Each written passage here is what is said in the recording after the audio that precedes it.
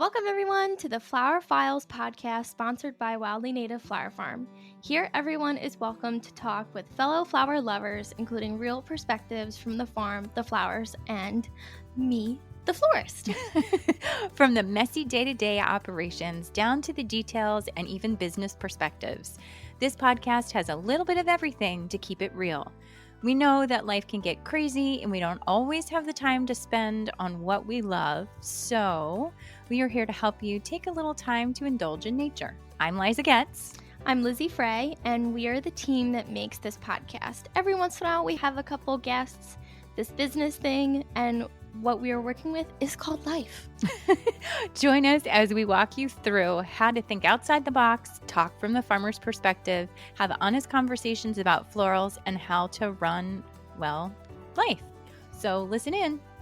You can find us on Apple Podcasts, Spotify, in the podcast section, and any of your other podcast platforms. You can also find us online at wildlynativeflowerfarm.com, and in an easy way, you can look in the show notes, and all of the information will be right there for easy access. Welcome back, friends, to the Flower Files, where we dig into everything from soil to stems.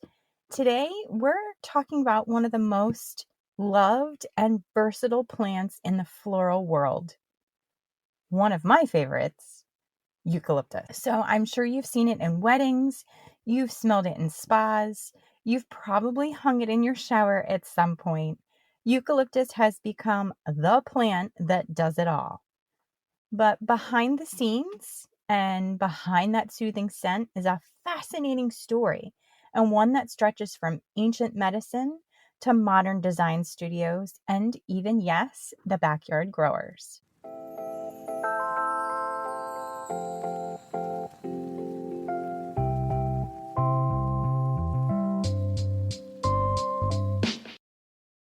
I think that's one of the biggest questions I get asked when people talk about eucalyptus and they come to the farm and they do their tour. They're fascinated that we can grow it. Let me tell you, we grow it and we grow it well. We have over 300 feet right here on the farm.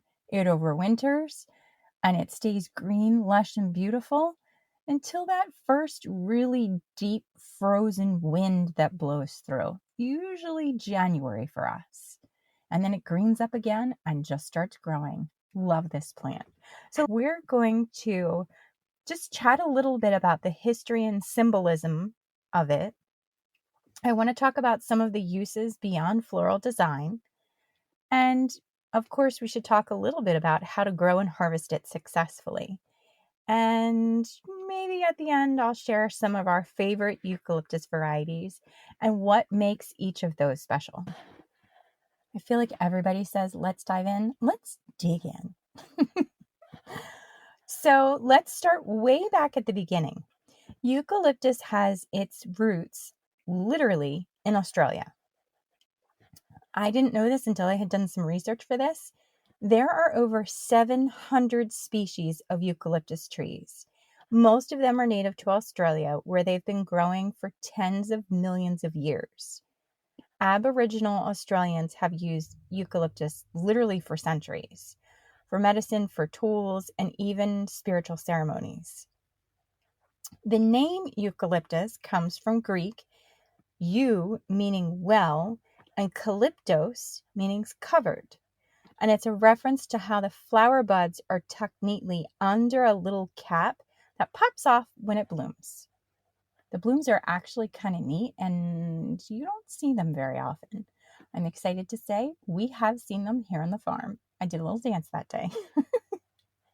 So when British settlers brought eucalyptus seeds to Europe in the 1700s, they quickly became obsessed. You can see why.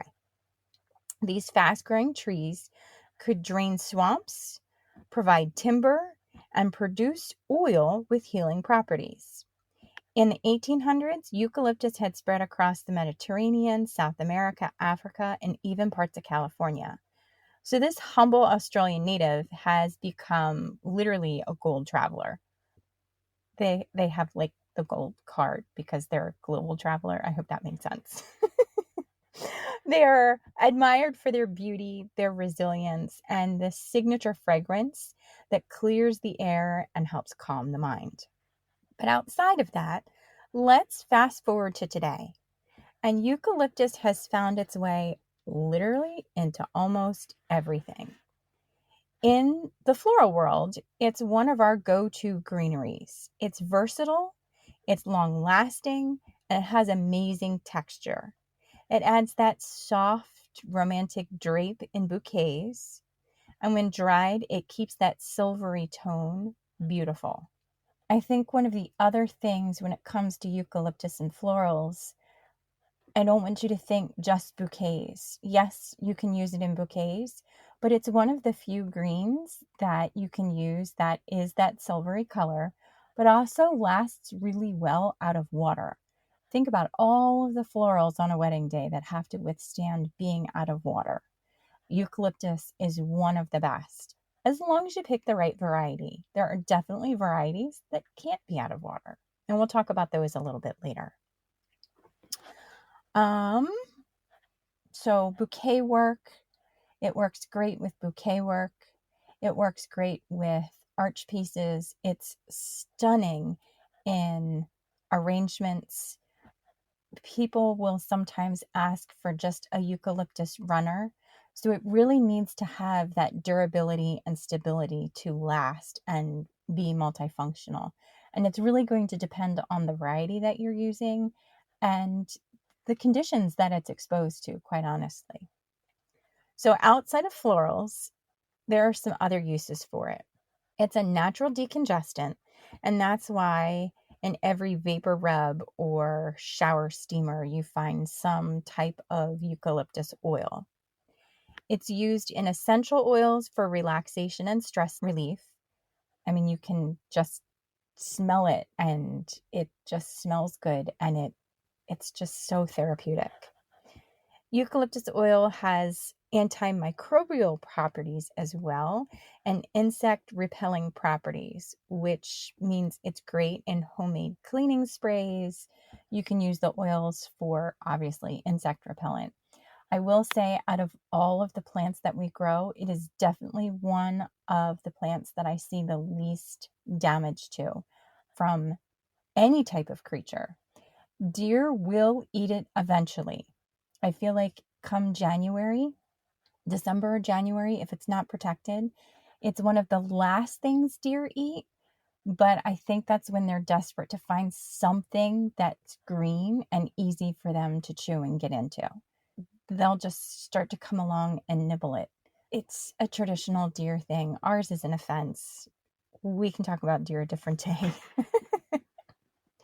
But if you have ever hung a bundle of eucalyptus in your shower, you know that the steam releases the scent in the most spa-like way possible. It's a little magical, and it's a little bit of natural self-care. I feel like eucalyptus is almost like citronella in its heavy scent and the way that people are familiar with using it. All right, so let's dig into the good stuff. Let's talk about how to grow eucalyptus, because yes, you can grow it right in your garden or even in a large container. If you grow it in a large container, you've got to be really, really careful that it doesn't freeze solid, and it may be a good excuse for you to drag that container inside. But most varieties prefer full sun, well-drained soil, and a warm climate. But that said, some species can tolerate slightly cooler temperatures, and I'll share a few of those in a bit. So here's a quick grower's guide. You can start from seed. You can start from seed, but you need about 12 weeks before that last frost date. They are so tiny. Those seeds are crazy, crazy, crazy tiny. You're going to sprinkle them on top of the soil and don't cover them. They need light and high oxygen levels to germinate. Obviously, you want to keep the soil consistently moist until they sprout, which can take 14 to 21 days. I have seen it take longer. These guys are fussy and tough to do sometimes. And I would highly recommend not planting one seed per cell. This is kind of like one of those sprinkles on top of ice cream methods that we use, where you just kind of sprinkle some on top. You're going to have better germination if you do it that way. Once your seedlings are about 3 or 4 inches tall, you're going to transplant them into individual pots or directly outdoors. You want that weather to be warm and frost-free. Eucalyptus loves to stretch its roots, so give it space, and once it's established, it's incredibly drought tolerant. It's amazing how drought tolerant this is. If you're growing for cut flowers, the trick is to prune early and often. So cutting it back encourages bushier, more useful stems instead of tall, woody trunks. Think of it as shaping your plant for future harvests. So lots of clipping, which is great because you can start off with small bundles. You can then advance to larger bundles. It can take a full year before you get usable stems for arrangements, but once you do, you'll have a steady supply of greenery for months and months and months out of the year. I have learned that it's good to cut it back while it's good to prune it. I've seen eucalyptus in Pennsylvania, in the Lancaster area. The Amish have it all over up there, and it's 6, 8, 10 feet tall. It's massive. And they don't cut it down. They leave it all through the winter that tall. I have done both. I've left it really, really tall, and I've also cut it to about my thigh. Sometimes the woody growth is really, really thick and heavy, and it becomes a little harder to manage. Sometimes you lose it. Sometimes, part of the crop just doesn't make it through the winter for whatever reason. I haven't found a rhyme or a reason as to why yet, so I can't share that, because I'll have a section where one will die here, one will die there, and the one next to it is absolutely gorgeous. And I can't find a reason for it. The only thing I have noticed is the older pieces that are thicker stemmed don't like being cut back super hard. So just be careful how hard you cut back when it's a thicker stem. Okay, so let's go through the fun part. Let's talk about some of my favorite eucalyptus varieties and how I use them on the farm and in design. I'm going to start at the top, and I think the 2 varieties that we chat about first are probably what you guys are going to be most familiar with.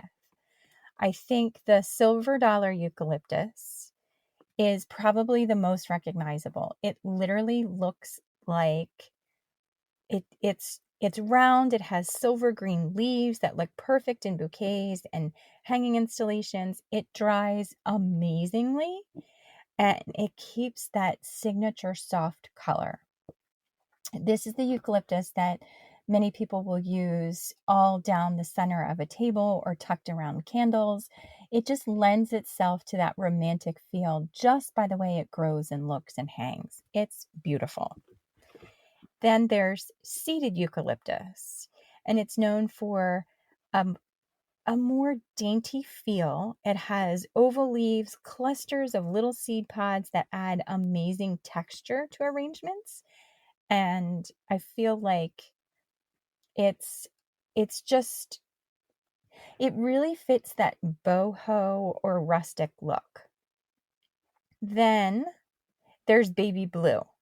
So baby blue eucalyptus. So these first 3 really are what florists use the most. This one's one of our farm favorites. It's smaller. It's got dusty blue leaves that spiral perfectly around the stem.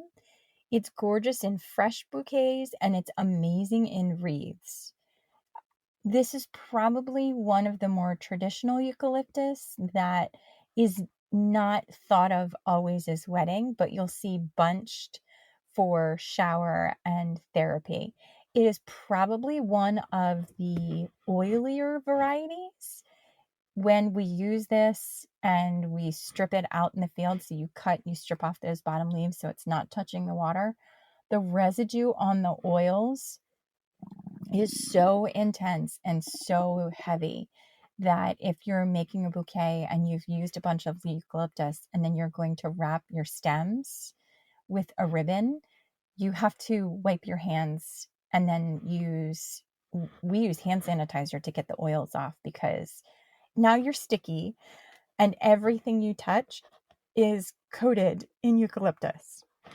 So it's a little bit tricky, but it smells really good. So fun fact, little side story here. We, in the wintertime, before we're going to be getting a really cold spell, we'll go out and we'll cut a lot of eucalyptus, bundle it, and hang it. And then we can sell it as a dried bundle all through the winter. Quite honestly, I just love having it everywhere.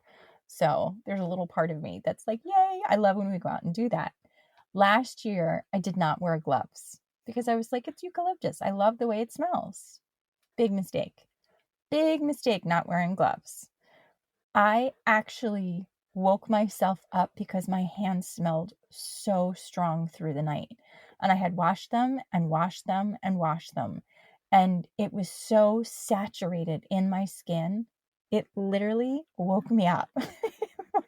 Now, I was working with eucalyptus for multiple hours straight out of the field, very, very, very oily that day because it was getting colder and I don't know, the oils were just really activated. So, fun fact, if you're going to be cutting it fresh for multiple hours, wear gloves. But anyway, okay. There's willow eucalyptus, which has those long, narrow leaves, a lighter scent, and it's in arrangements. It's got a soft flowing movement, and it's great for hanging installations and garlands. It's a very, very flat triangular leaf, and it's just a softer scent. Then there's silver drop, which is a smaller bushy type, great for home gardeners because it grows super well in containers, offers tons of usable stems for cuts, and it's a little bit easier to grow. I'll be honest, when I first started growing eucalyptus, I was like, I don't even know where to start. And we started with the silver drop, and it has been amazing year after year after year. The only thing with it is this is one of the varieties that does not last well out of water. It gets very, very droopy very quick. There is also a lemon-scented eucalyptus. It's tall, it's elegant, it smells like a mix of eucalyptus and lemon balm. It honestly reminds me of the cleaning dusting spray called Pledge. It is so scented. It's great for essential oil lovers and those looking to repel mosquitoes naturally. So it almost has a little bit of a citronella feel to it as well. But it grows really rapidly. We planted some this year, and it's already 5 feet, 6 feet tall. I was going to say 4 feet, but that's because we cut it back so hard. The one section where we just haven't cut as hard, it's literally over my head, and it is so scented. And when I take people out through the rows and we walk through, it is definitely one of the things that people, I'll hand them all the different types of varieties. And then I always save this one for last because once it's on your fingers, it's definitely oily. But I'll pick it up and people smell it and they're like, oh, like that is always the reaction I get. Oh, so it's kind of funny. And last but not least, there's parvifolia, which is a hardier variety for cooler climates. It's got a finer, delicate foliage that adds that romantic touch to bouquets and dries really well. So each variety has its own vibe, from structure and sculptural to loose and dreamy, but they all share that calming, unmistakable eucalyptus scent. So whether you're a florist looking to grow your own greenery, a gardener wanting something aromatic and beautiful, and quite honestly to be the envy of your other gardening friends when you can say, oh, I grow eucalyptus all the time, because those garden clubs, when they come out, are fascinated that we grow it too. Or if you're just someone who wants a little nature in the shower, eucalyptus checks every single box. It's historical, it's healing, it's hardy, and it's just gorgeous. So if you're thinking about adding it to your garden, do it. Don't hesitate, just do it. But start small. Try silver dollar, try silver drop, try baby blue the first year. They'll reward you with those stems that you can use fresh or dried, and the smell alone will so totally make it worth it. And you can give it to friends as a gift. And if you'd like to see how we grow and harvest it here on the farm, I'll share some photos and some growing notes over on our Instagram, and I'll drop them in a couple posts. And we also have a giveaway this week for the Flower Files. So make sure you listen and make sure you like the post, because we're going to give away a bunch of our eucalyptus. And when I say bunch, it's a bunch. And I'm so excited to just share it with you guys. So thanks for tuning in. If today's episode left you wanting to shower and go grab some eucalyptus to treat yourself, mission accomplished. If you learned something new, I'd love it if you'd leave a review or share this episode with your favorite flower lover. And until next time, keep growing, keep creating, and keep finding joy in the little things, even in the leaves.